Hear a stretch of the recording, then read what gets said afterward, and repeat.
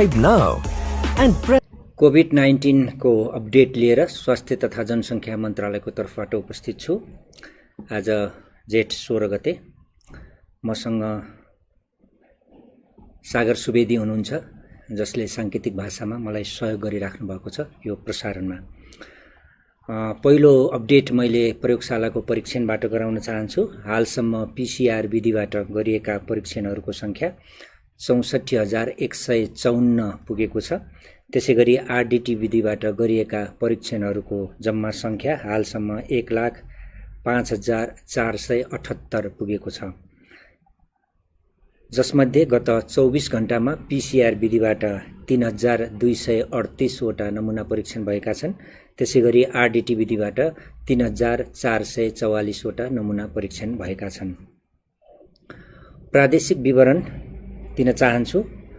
RDT परीक्षणको प्रादेशिक विवरण प्रदेश नम्बर 1 मा हालसम्म 11,406 वटा आरडीटी विधिबाट परीक्षण भएका छन् भने प्रदेश नम्बर 2 मा 6,673, त्यसैगरी बागमती प्रदेशमा 25,109, गण्डकी प्रदेशमा 7,950, प्रदेश नम्बर 5 मा 20,185, त्यसैगरी कर्णाली प्रदेशमा 12,749 र सुदूरपश्चिम प्रदेशमा 21,356 गरी कुल 1,05,478 वटा आरडीटी विधिबाट परीक्षणहरू सम्पन्न भएका छन्।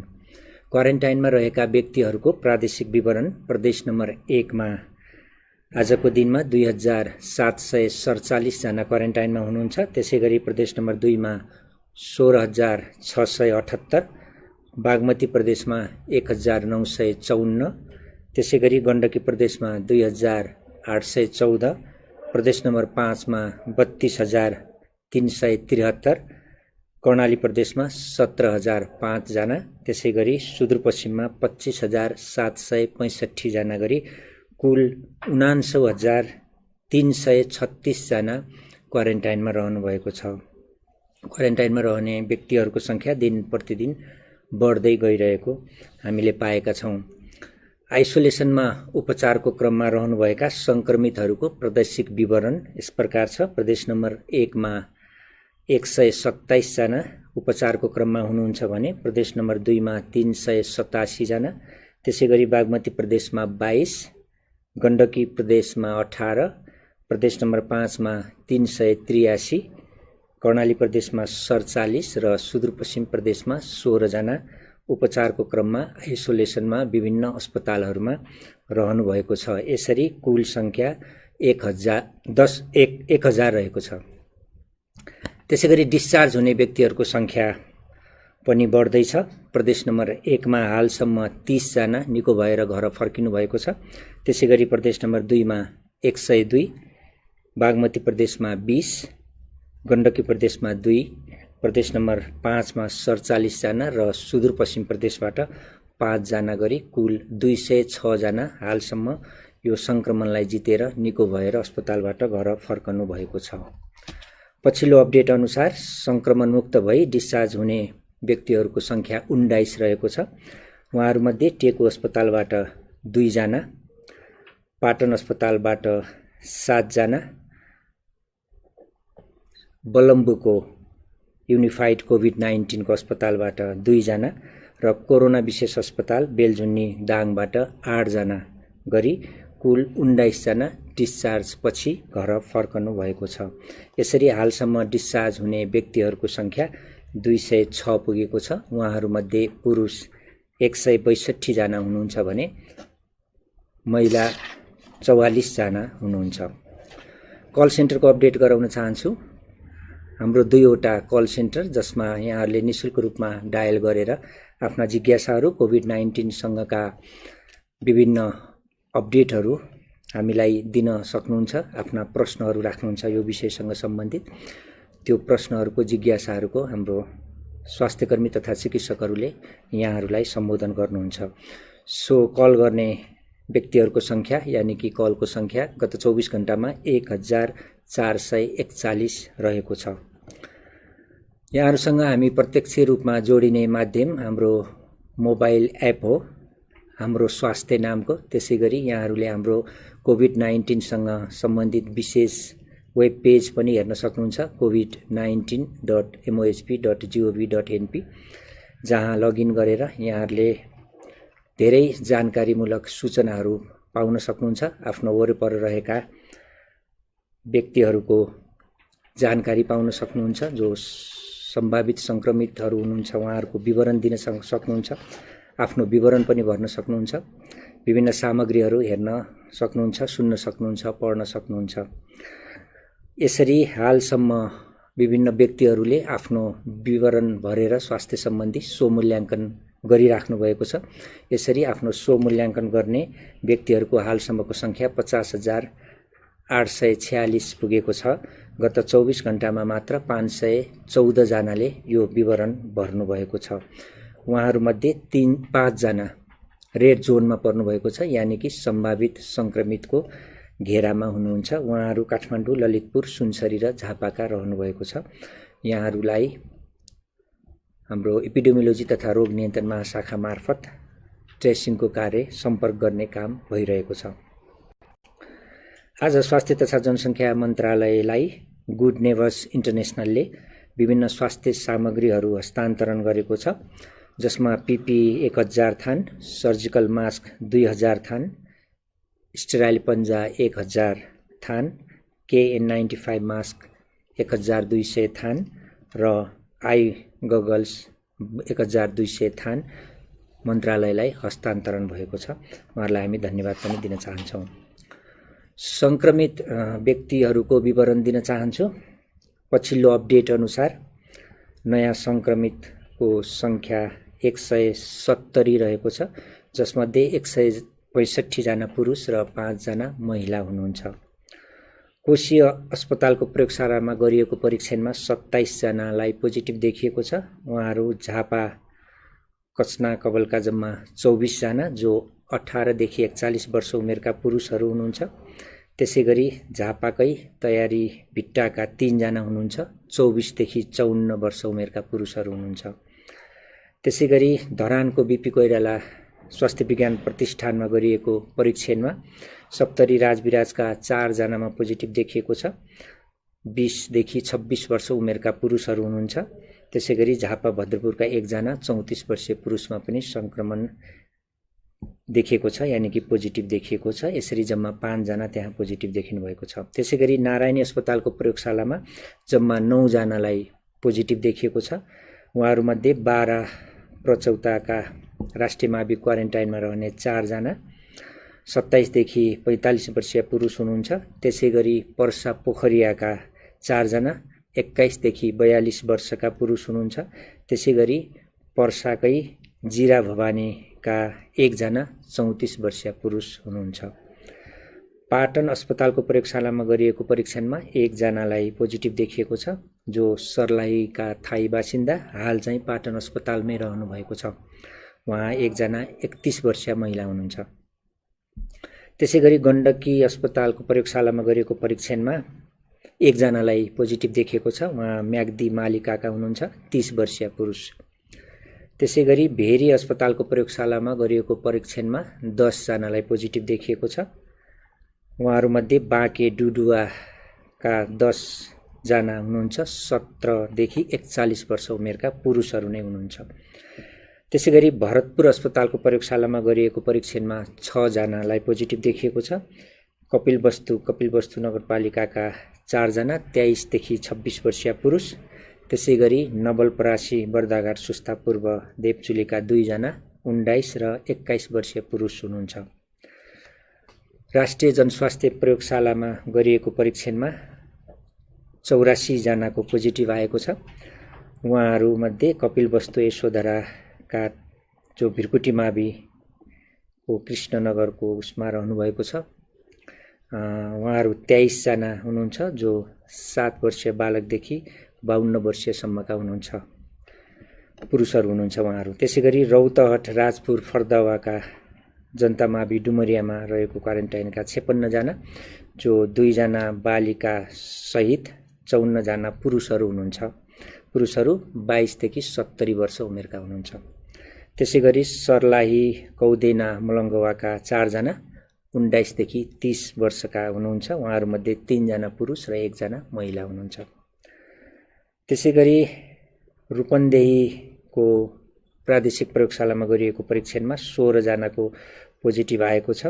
कपिलवस्तु गौतम बुद्ध मावि क्वारेन्टाइनका 15 जना 17 देखि 44 वर्ष उमेरका पुरुषहरू हुनुहुन्छ। त्यसैगरी रूपन्देही सैना महिनाका 1 जना 27 वर्षीय पुरुष हुनुहुन्छ।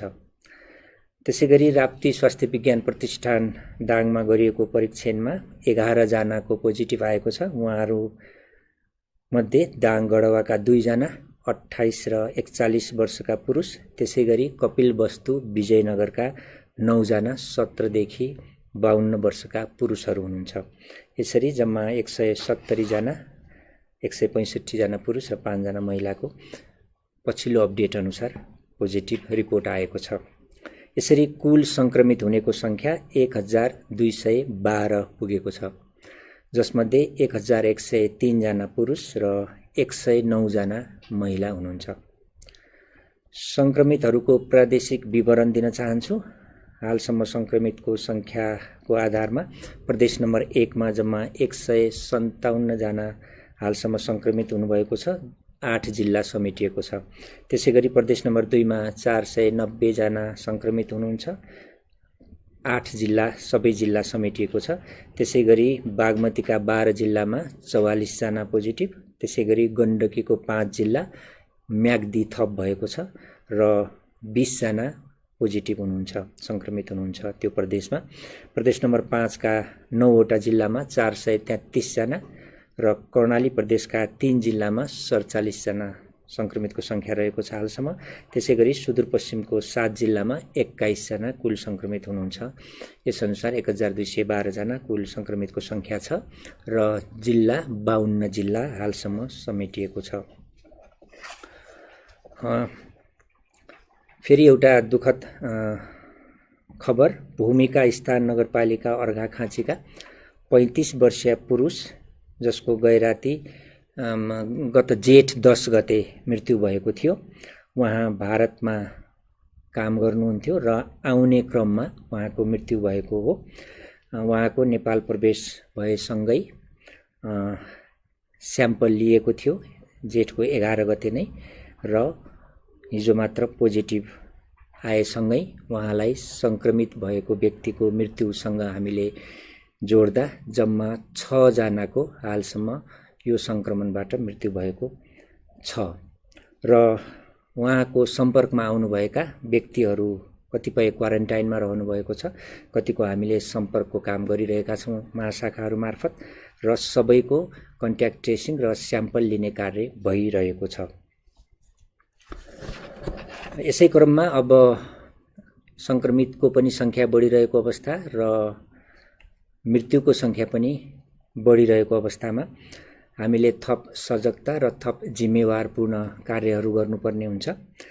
हामीले यो मिडियाको व्यवस्थापनमा समाचारहरू प्रकाशन प्रसारण गर्ने सवालमा, रिपोर्टिङहरू गर्ने सवालमा अब संक्रमितको संख्या बढेसँगै हामीले पटक पटक संक्रमितको ठेगानाहरू र उहाँहरू रहेको ठाउँहरू अहिले हाल कहाँ हुनुहुन्छ र उहाँहरूलाई कन्ट्याक्ट ट्रेसिङ गर्न पनि केही समय लाग्ने भएको कारणले हामीले मन्त्रालयबाट निश्चित समयमा मात्र त्यसको रिपोर्टिङ गर्ने निर्णय गरेका छौँ।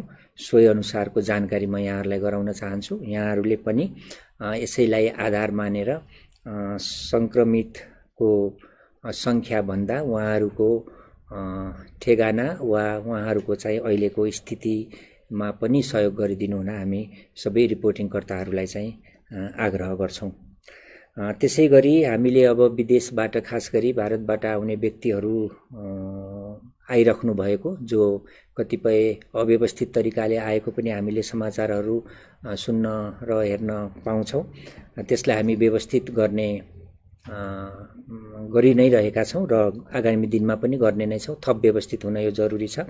यसै सिलसिलामा चाहिँ उहाँहरूलाई विभिन्न सामानहरूको समस्या पर्ने कारणले गर्दाखेरि हामीले केही किटहरू जुन चाहिँ अहिलेको हिसाबमा हामीले त्यसलाई हेल्थ किट भनेका छौँ, उहाँहरूलाई आवश्यक पर्ने मास्क, थर्मोमिटर, केही सानो सेनिटाइजर, साबुन लगायतका वस्तुहरू राखेर किट उपलब्ध गराउनलाई स्वास्थ्य सेवा विभाग मार्फत उपलब्ध गराउने चाहिँ निर्णय गरेका छौँ र यो केही दिनमा हामीले यो कार्य गर्नेछौँ भनेर मैले जानकारी दिन चाहन्छु। स्वास्थ्य तथा जनसङ्ख्या मन्त्रालयको तर्फबाट हामीले जति पनि व्यक्तिहरू प्रवेश गर्नुभएको छ उहाँहरू सङ्क्रमित हुनुहुन्छ कि हुनुहुँदैन त्यसको टेस्टिङहरू गर्ने कार्यहरू र उहाँहरूलाई सहज हुने कामहरू गर्न प्रयास गरिरहेका छौँ। क्वारेन्टाइनहरूमा यहाँहरू रहिदिनु होला। क्वारेन्टाइन व्यवस्थित तरिकाले व्यवस्थापन गर्न पनि जरुरी छ। हामीले यहाँहरूले सुनिराख्नु भएको छ कि प्रतिदिन क्वारेन्टाइनमा रहने व्यक्तिहरूको सङ्ख्या बढिरहेको छ। 1 लाखको हाराहारीमा हामी पुगिसक्यौँ। केही दिनमा यो सङ्ख्या पनि बढ्ने निश्चित नै छ। त्यसले गर्दाखेरि थप क्वारेन्टाइन पनि व्यवस्थापन गर्नुपर्नेछ, जसको लागि स्थानीय तह, प्रदेश सरकार, सङ्घीय सरकार सबैले हातेमालो गरेर यो व्यवस्थापन गर्न जरुरी छ। यसमा स्वास्थ्यको तर्फबाट मात्र नभएर व्यवस्थापकीय रूपमा कतिपयले हामीलाई सोध्नुहुन्छ कि व्यवस्थापकीय कामहरू कसले गर्ने, कसरी गर्ने भनेर। त्यहाँ खानपिनको कुराहरू छ, त्यहाँको सरसफाइको कुरा छ, सेक्युरिटीको कुरा छ। विभिन्न व्यक्तिहरू भागेको खबर पनि हामीले पाइरहेका छौँ। कतिपय ठाउँमा चाहिँ सङ्क्रमित व्यक्तिहरूलाई लिन जाँदाखेरि त्यसको रेसिस्ट गरेको कुराहरू पनि छ।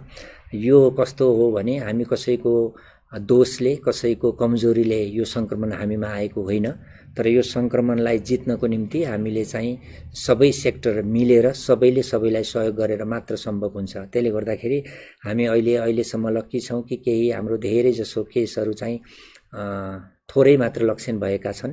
हालाकि मृत्युको सङ्ख्या बढिरहेको छ, तर पनि अन्य सङ्क्रमित केसहरूको अवस्था जटिल नभएको कारणले, तर यो कुरा गर्दै गर्दा आउने दिनहरूमा जटिल हुन पनि सक्छ। धेरैले सोध्नुहुन्छ यो जटिल कहिलेसम्म हुँदैन वा यस्तै रहने हो कि भनेर। जब समुदायमा सङ्क्रमण फैलिन थाल्छ, जब समुदायमा रहेका पाको उमेरका व्यक्तिहरू जो दीर्घरोगीहरू हुनुहुन्छ, विभिन्न हेल्थको कन्डिसनले अलिकति लो स्ट्याटसमा हुनुहुन्छ, उहाँहरूलाई यो सङ्क्रमण लाग्ने थप जोखिम हुन्छ। त्यति बेला चाहिँ हामी यसको चाहिँ जटिलता पाउन पनि सक्छौँ। त्यो हिसाबमा हामी सतर्क रहन जरुरी छ। र हामीले अर्को निर्णय चाहिँ यो विभिन्न हब हस्पिटलहरू, अब अस्पतालहरू पनि यो आइसोलेसनको कक्षहरूले, आइसोलेसनमा रहेका व्यक्तिहरूले भरिभरा हुनेछन्। त्यसले गर्दाखेरि यसलाई कसरी व्यवस्थापन गर्ने भनेर विभिन्न चरणमा कामहरू पनि गर्दै आएका छौँ। यहाँहरूलाई स्वास्थ्य तथा जनसङ्ख्या मन्त्रालयको तर्फबाट भन्नु पर्दाखेरि अब आउँदा दिनहरूमा सङ्क्रमणको फैलावटसँगै सङ्क्रमितको सङ्ख्या बढेसँगै सङ्क्रमितहरूलाई विभिन्न क्याटेगोरीमा हामीले बाँड्नुपर्ने हुन्छ। जटिल भएका, जटिल नभएका, सामान्य स्थितिमा रहेका, त्यही अनुसार हामीले इभन होम क्वारेन्टाइनको पनि व्यवस्था गर्नुपर्ने हुन्छ। त्यहाँ पनि रहनुपर्ने दिनहरू आउन सक्छन्। त्यसले गर्दाखेरि सबैले त्यही हिसाबले चाहिँ आफूलाई तयार गर्नु पनि पर्छ। त्यसले गर्दाखेरि यो समुदायमा जुन स्वास्थ्य टोलीहरू र अन्य सुरक्षाकर्मी र सबै जो सहयोग गर्न आउनुहुन्छ उहाँहरूलाई एकदमै धेरै सहयोग गरिदिनु होला भनेर भन्न चाहन्छु। किन भन्दाखेरि यहाँहरूको सङ्क्रमणको जोखिम कम गर्नलाई यहाँहरूको उपचार हाम्रो मन्त्रालयबाट हुनको निम्ति हामीलाई त्यो सहयोगको चाहिँ जरुरी पर्दछ। हामीले बुझ्छौँ कि यो परिस्थितिमा धेरै टेस्टहरू गर्नुपर्ने छ, धेरै टेस्टहरू बढाउनु पर्ने छ। अब व्यक्तिहरू जो प्रवेश गरिराख्नु भएको छ त्यो सङ्ख्या र हामीले गर्ने टेस्टको सङ्ख्यामा तालमेल मिलाउनु पर्नेछ। धेरै व्यक्तिहरू आउँदाखेरि क्वारेन्टाइनमा अलि धेरै दिन रहनुपर्ने पनि हुनसक्छ।